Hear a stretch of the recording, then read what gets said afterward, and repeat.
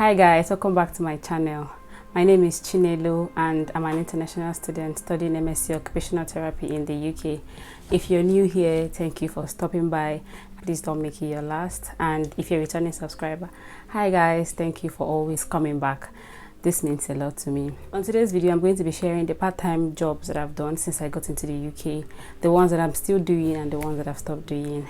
And if this is the kind of video you like to watch, please just hang in there and let's get right into the video. Alright guys, there's a backstory to this. Before I came to the UK, I've been to the UK a couple of times. So before I came into the UK for studies, I already knew the difference between healthcare assistant and support work.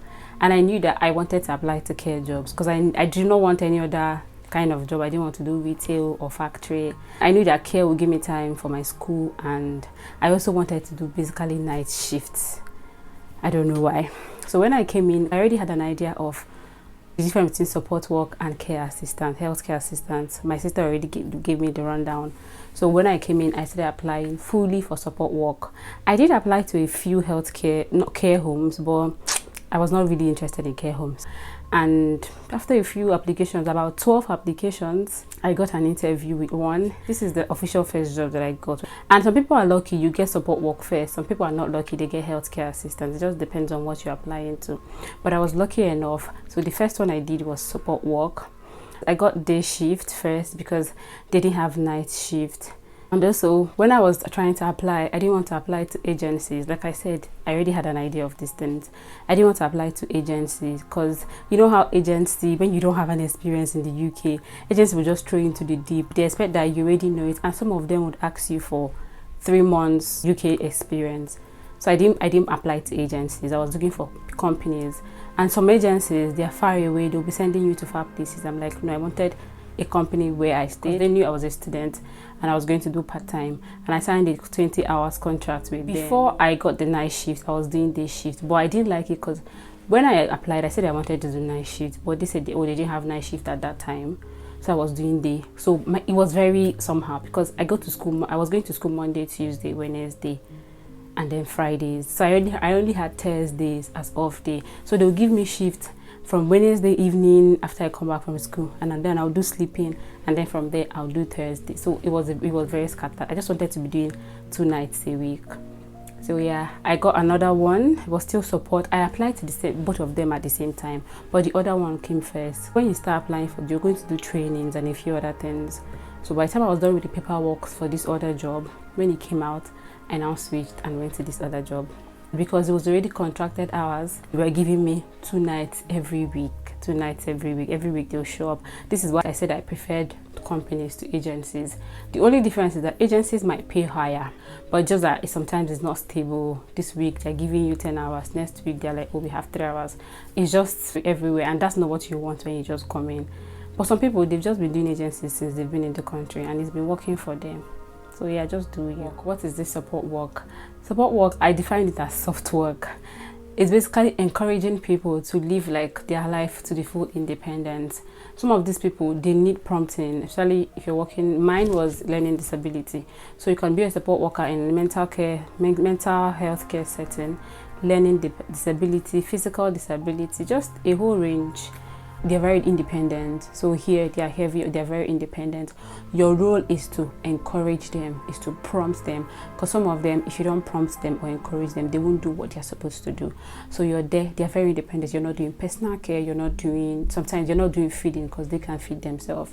So what you do is you're prompting them, telling them it's time to shower. And for some of them, they go to college, they have activities they do during the day. Okay guys, if you already got into this stage of this video, why are you not subscribed to my channel? Half of you guys that watch my videos are not subscribed. Please, at this juncture, subscribe to my channel. All right, let's get back into it. And after support work, the next job that I did was healthcare assistant job. Guys, this is where the work is. I didn't have to do this job, but because I had a long break. You're allowed to work unlimited hours during your school break, and I had a long break. So I'm like, why won't I maximize? I had more than a month. I had from like December the 10th to January 25th, and I wanted to maximize that period.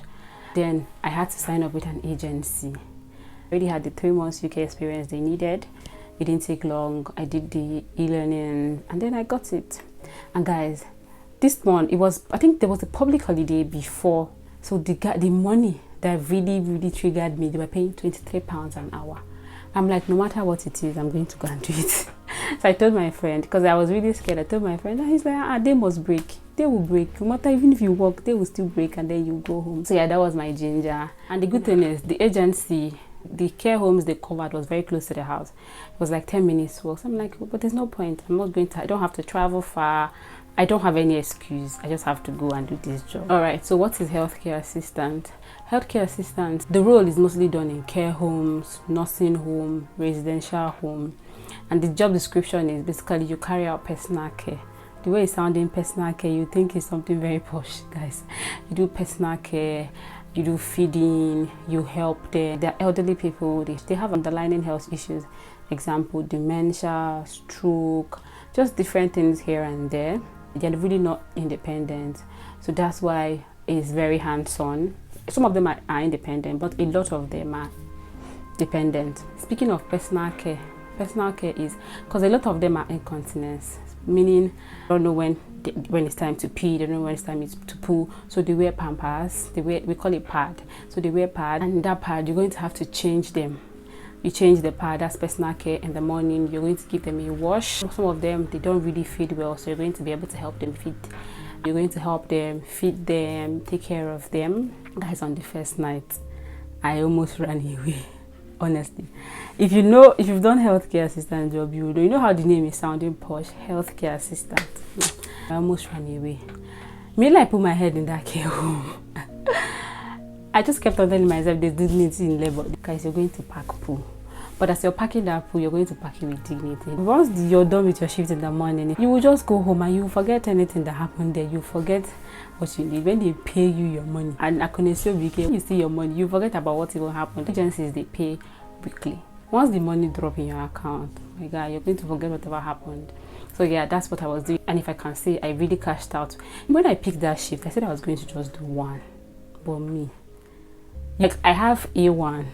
Like, I'm like a professional healthcare assistant.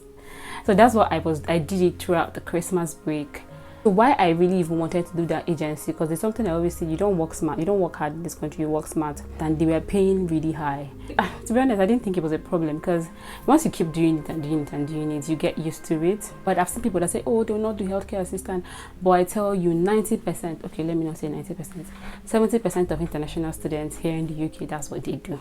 So yeah, that's like the most popular one. I was lucky enough to actually get support work. So I actually tried support. Imagine trying support and then coming to do healthcare assistant.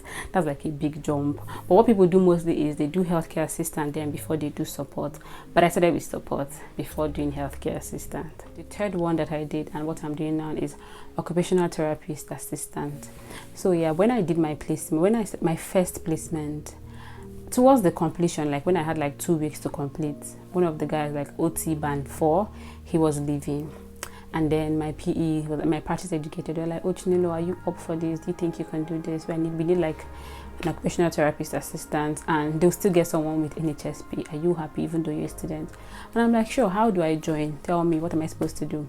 And then they said I'm supposed to join through NHSP, bank exclusive.